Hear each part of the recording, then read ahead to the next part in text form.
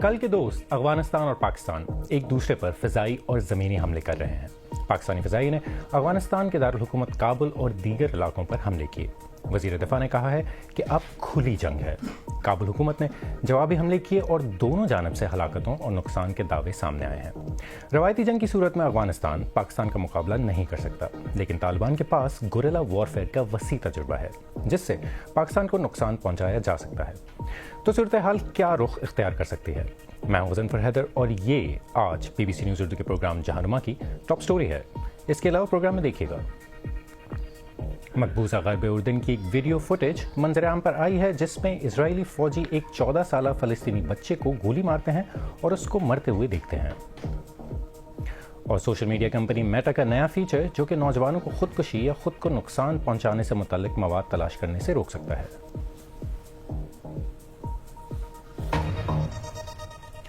پاکستان کے جنگی طیاروں نے جمعے کے روز افغانستان کے دارالحکومت کابل سمیت مختلف علاقوں میں فضائی حملے کیے ہیں۔ یہ حملے افغان طالبان کی جانب سے جمعرات کی رات سرحدی علاقوں میں پاکستانی فوجی چوکیوں کے خلاف بڑے آپریشن کے بعد کیے گئے ہیں۔ پاکستانی فوج کے ترجمان لیفٹیننٹ جنرل احمد شریف نے افغانستان سے جھڑپوں میں 12 فوجیوں کی ہلاکت کی تصدیق اور 274 افغان اہلکار اور شدت پسندوں کے مارنے کا دعویٰ کیا۔ انہوں نے یہ بھی دعویٰ کیا کہ جوابی کارروائی میں افغانستان کے 73 پوسٹیں مکمل تباہ کر دی گئی ہیں جبکہ 18 پر قبضہ ہے۔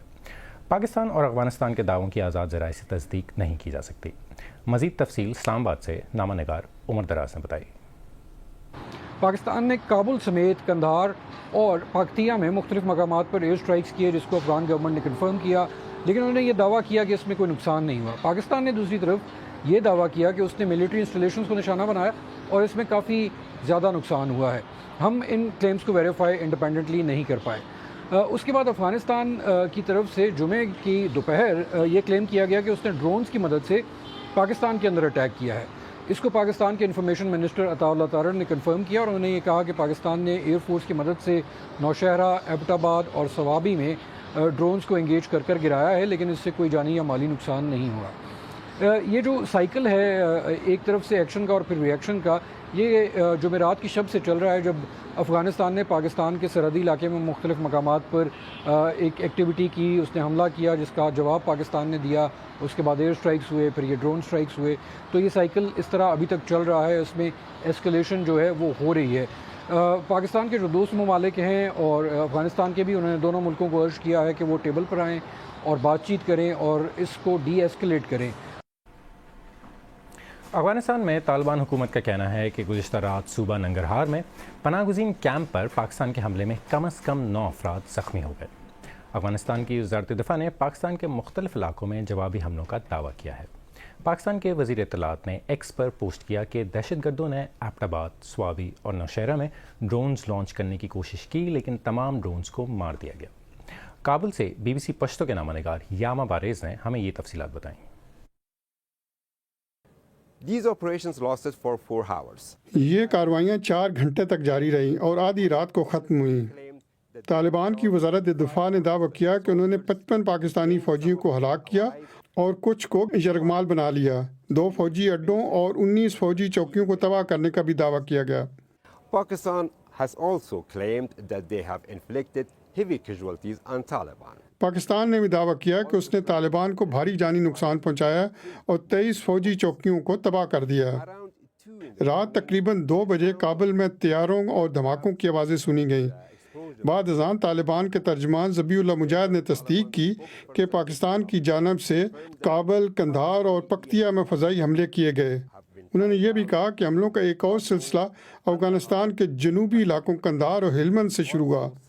تاہم BBC کو ذرائع سے معلوم ہوا کہ وہ حملے جلد بند ہو گئے۔ ان کارروائیوں کے بعد پاکستان کی جانب سے سخت بیانات سامنے آئے ہیں۔ وزیر اعظم شہباز شریف نے کہا ہے کہ پاکستان کسی بھی جارحانہ عزائم کو کچلنے کی مکمل صلاحیت رکھتا ہے۔ وزیر دفاع خواجہ آصف نے صورتحال کو افغانستان کے ساتھ کھلی جنگ قرار دیا۔ چین نے افغانستان اور پاکستان دونوں سے مطالبہ کیا ہے کہ تنازع کو مذاکرات کے ذریعے حل کریں۔ چینی وزارت خارجہ کے ترجمان نے کہا کہ بطور ہمسایہ اور دوست چین کو اس کشیدگی پر گہری تشویش ہے اور چین اس تنازع پر اپنے ذرائع کے ذریعے ثالثی کے لیے کام کر رہا ہے۔ صورتحال پر مزید بات کرنے کے لیے اس وقت اسلام آباد سے ہمارے ساتھ براہ راست موجود ہیں خراسان ڈائری کے ایگزیکٹو ایڈیٹر اور تجزیہ کار افتخار فردوس صاحب، سب سے پہلے تو ہمیں یہ بتائیں کہ یہاں سے صورتحال کہاں جاتی نظر آ رہی ہے؟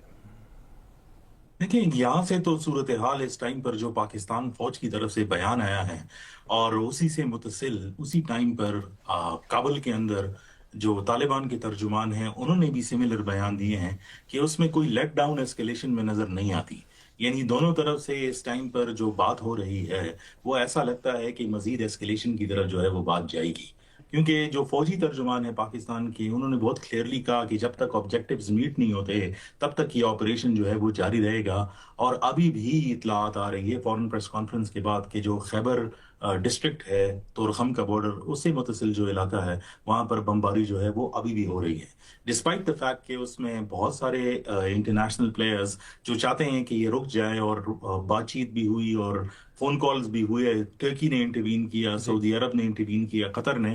ابھی تک تو نظر نہیں آ رہا سچویشن اس طرف جائے، لیکن جو میجر پرابلم ہے، کنٹینشن ہے، جو بیسک کنٹینشس پوائنٹ ہے وہ ٹی ٹی پی کا ہے. اور افغان طالبان کے ترجمان نے اس سارے واقعات ہونے کے بعد بھی ایک بات دہرائی ہے کہ یہ پاکستان کا انٹرنل معاملہ ہے، ان کو چاہیے کہ ان کے ساتھ بات چیت سے جو ہے مذاکرات سے حل کرے، ہماری طرف اس بات کو نہ لے کر آئے. اور آئی تھنک کہ یہ ایک انریزالوڈ ایشو ہی ہے. اچھا، یہ بتائیں فردوس صاحب کہ یہ حالات اتنے خراب کیوں ہوئے ہیں؟ افغان طالبان کے ساتھ تو پاکستان کے تعلقات جو ہیں وہ بہت اچھے رہے ہیں، تو اب یہ تصادم جو ہے وہ کیوں؟ دیکھیں، یہ ایک رات میں نہیں ہوا. 2021 کے بعد سے جب پاکستانی اسٹیٹ کیونکہ بہت پرو طالبان تھی، اور جب طالبان افغانستان کے اندر انہوں نے کنٹرول کیا تو پاکستان کی پوری اسٹیٹ نے اس کو جو ہے وہ سیلیبریٹ کیا. پھر اس کے بعد ایک ریئلائزیشن ہوئی کہ جو پاکستانی طالبان ہیں اور ان کے ویریس فیکشنز ہیں وہ تو ان کے ساتھ مل کر جو ہے وہ کام کر رہے ہیں.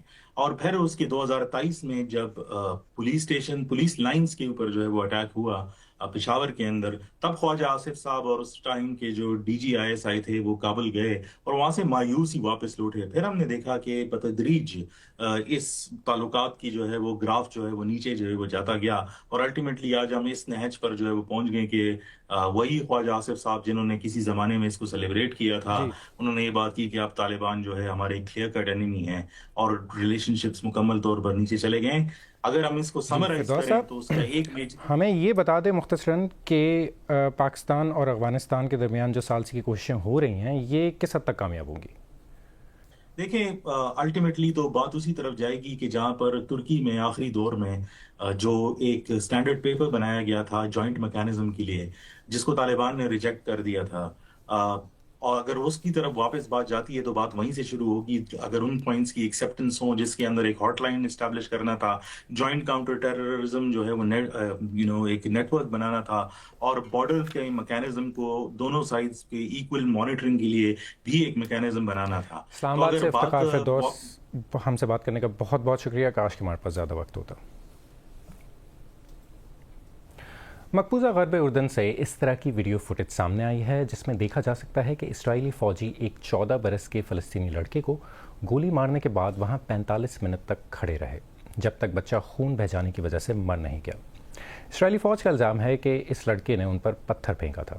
لڑکے کے والدین کا کہنا ہے کہ گزشتہ نومبر کے اس واقعے کی فوٹیج میں دیکھا جا سکتا ہے کہ گولی مارنے کے بعد فوجی کوئی چیز اس لڑکے کے پاس رکھ رہے ہیں.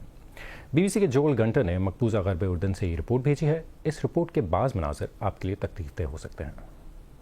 زمین پر پڑا یہ لڑکا 14 برس کا جاد اللہ ہے. اسے اسرائیلی فوجیوں نے گولی ماری اور وہ کم از کم 45 منٹ تک یہیں پڑا رہے گا، فوجیوں سے گھرا ہوا، جب تک وہ خون بہہ جانے سے مر نہیں جاتا. جاد کی پیدائش اور پرورش مقبوضہ غرب اردن کے الفارا ریفیوجی کیمپ میں ہوئی. اس کے والد جہاد ہمیں اس جگہ لے گئے جہاں جاد کو گولی ماری گئی تھی. وہ ہمیں وہ جگہ دکھا رہے ہیں جہاں جاد کو گولی ماری گئی. سی سی ٹی وی فوٹیج میں جاد اور اس کے دوست کو یہاں دیکھا جا سکتا ہے. چند میٹر کے فاصلے پر اس کونے پر اسرائیلی فوجی نظر آتے ہیں. پہلے آپ دیکھتے ہیں جاد کا دوست گلی میں بھاگتا ہے، پھر ایک فوجی نظر آتا ہے جو بظاہر اپنی رائفل اٹھاتا ہے اور قریب سے فائر کرتا ہے.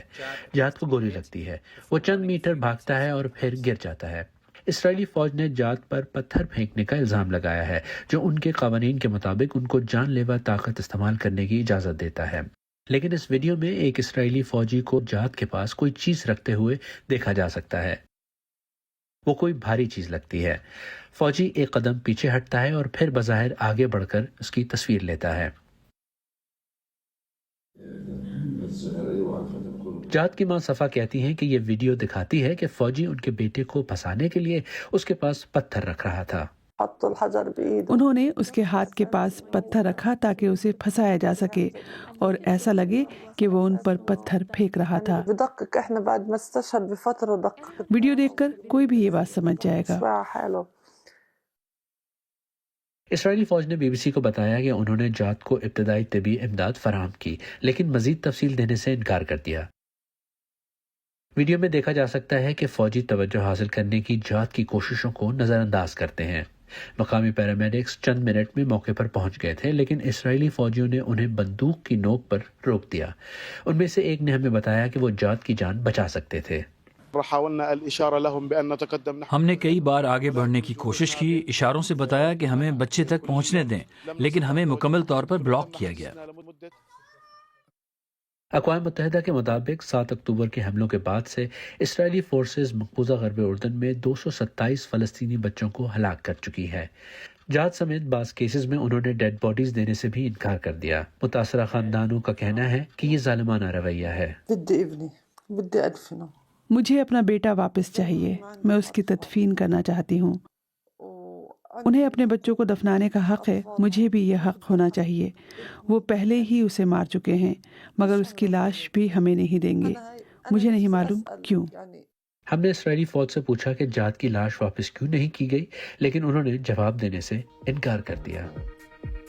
मैं हूं मुज़फ़्फ़र हैदर और आप देख रहे हैं BBC न्यूज़ उर्दू का प्रोग्राम जहानुमा। और अब एक नज़र डालते हैं दीगर अहम आलमी खबरों पर।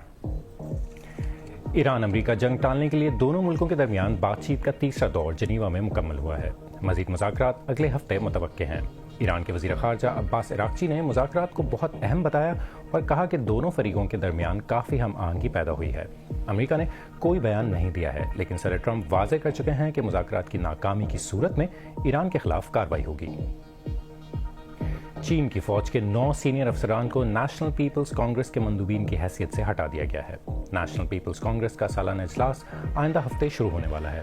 फौजी अफसरान को नेशनल पीपल्स कांग्रेस से निकालने की कोई बाज़ाब्ता वजह नहीं बताई गई। ताहम तजियाकारों का कहना है कि ये इक़दाम मुमकिन हरीफों को रास्ते से हटाने की कोशिश हो सकता है। इंडिया की एक अदालत ने दिल्ली के साबिक वज़ीर आला अरविंद केजरीवाल के खिलाफ बदउनवानी के मुकदमे को ख़त्म कर दिया है। आम आदमी पार्टी के सरबराह अरविंद केजरीवाल को 2 साल कबल इंतखाबात से पहले गिरफ्तार कर लिया गया था और इन्हें कई महीने तक कैद में रखा गया। उन पर इल्ज़ाम था कि उन्होंने शहर में शराब के लाइसेंस जारी करते हुए कुछ रिटेलर्स को गैर मुनसिफाना फ़ायदा पहुँचाया था। जज ने CBI के एहलकारों के खिलाफ तफ्तीश की सिफारिश की है। अगर कोई नौउम्र सारिफ इंस्टाग्राम पर ख़ुदकुशी या ख़ुद को नुकसान पहुंचाने से मुतल्लिक मवाद तलाश करे तो अब उसके वालिदैन को बराह रास्त इत्तला दी जाएगी। आज ट्रेंडिंग में इसी पे बात करेंगे।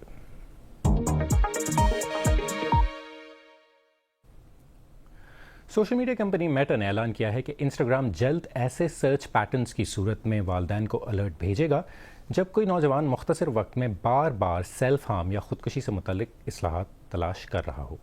ये पहला मौका नहीं है कि मेटा सिर्फ मवाद हटाने या मदद के लिंक्स फराहम करने के बजाय फ़ाल तौर पर वालिदैन को आगाह करे। ये नया फ़ीचर इनके 3 अकाउंट्स एक्सपीरियंस का मरकज़ी हिस्सा है, जो कि इब्तिदा में बरतानिया, अमरीका, ऑस्ट्रेलिया और कनाडा में मुतारिफ होगा और बाद अज़ान दीगर ममालिक में भी। मेटा का कहना है कि ये अलर्ट्स ईमेल, टेक्स्ट पैगाम या ऐप के ज़रिए भेजे जा सकते हैं और इनके साथ माहिरीन की जानिब से रहनुमाई भी फराहम की जाएगी ताकि वालिदैन हसास गुफ्तगू बेहतर अंदाज में कर सकें। मेटा के मुताबिक कंपनी का नया फीचर एहतियात को तरजीह देगा, यानी बाज़ औक़ात ऐसे अलर्ट्स भी आ सकते हैं जहां फौरी तौर पर ख़तरा मौजूद ना हो।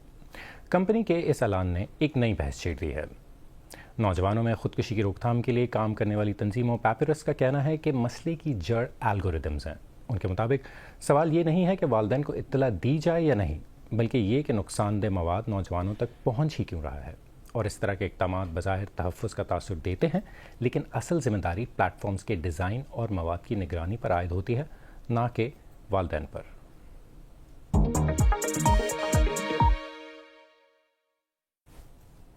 کلر ویلز کے جسم پر لگائے گئے کیمروں نے غیر معمولی مناظر ریکارڈ کیے ہیں جن کے بارے میں سائنسدان کہتے ہیں کہ یہ مل کر شکار کرنے کی ایک مثال ہے. یعنی کلر ایسی ڈولفنز جن کے پہلو سفید ہوتے ہیں ان کے ساتھ مل کر سالمن مچھلی کا شکار کر رہی ہیں. سائنسدانوں کے مطابق جریدے نیچر سائنٹیفک رپورٹس میں شائع ہونے والی یہ تحقیق پہلی مرتبہ اس بات کا ثبوت پیش کر رہی ہے کہ یہ دونوں قسم کی مچھلیاں اکٹھے شکار کرتی ہیں. BBC نیوز کی سائنس کی نامہ نگار وکٹوریا گل کی رپورٹ دیکھیں. کلر ویلز اور پیسیفک وائٹ سائڈڈ ڈولفنز یہ دونوں اکثر ایک دوسرے کے قریب دیکھی جاتی ہیں اور یہ جاننے کے لیے کہ جب یہ اکٹھی ہوتی ہیں تو کیا کرتی ہیں سائنسدانوں نے پانی میں ان کی حرکات کا جائزہ لیا. یہ حیران کن فوٹیج ایک کلر ویل کے نقطۂ نظر سے فلم بند کی گئی ہے. محققین نے جانوروں پر کیمرہ ٹیگز نصب کیے. جب ویل غوطہ لگاتی ہے تو کئی ڈولفنز قریب ہی موجود ہوتی ہیں.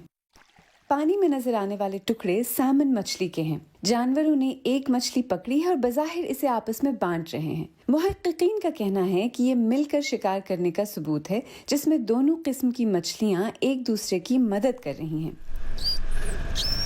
کیمرہ ٹیگز نے وہ آوازیں اور کلکس ریکارڈ کیے جو اورکا اور ڈولفنز دونوں پیدا کرتے ہیں. یہ جانور راستہ تلاش کرنے اور شکار ڈھونڈنے کے لیے ایکو کا سہارا لیتے ہیں.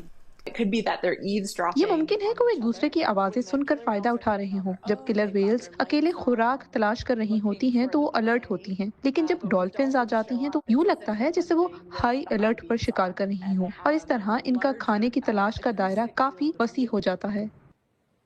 محققین نے 25 مواقعوں پر ریکارڈ کیا کہ کلر ویلز نے اپنا راستہ بدلا اور خوراک کی تلاش میں ڈولفنز کا پیچھا کیا، اور ان کے خیال میں یہ رویہ صرف خوراک تک محدود نہیں ہو سکتا. ڈولفنز کو بڑی جسامت والی اورکاز کی حفاظت سے بھی فائدہ پہنچ سکتا ہے. وجہ جو بھی ہو، یہ دو طاقتور سمندری شکاریوں کے بظاہر مل کر کام کرنے کی ایک نایاب جھلک ہے. آج BBC نیوز اردو کے پروگرام جہانما میں بس اتنا ہی. پروگرام میں شامل سٹوریز اور تازہ ترین خبروں کے لیے ہماری ویب سائٹ bbc.com/urdu پر آئیں.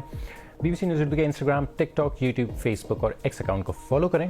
غزن فرحتر کو اجازت دیں، کل پھر ملاقات ہوگی.